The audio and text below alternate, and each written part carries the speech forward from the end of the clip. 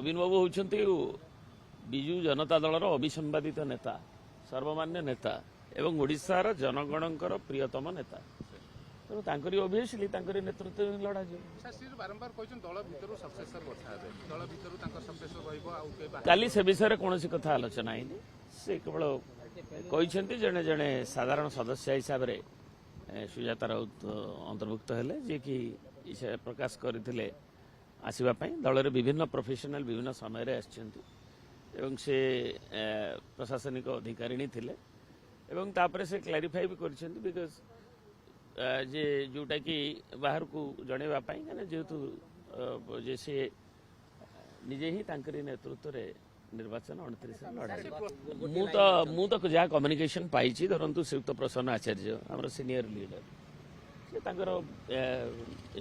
घर ही थिला विशेषकर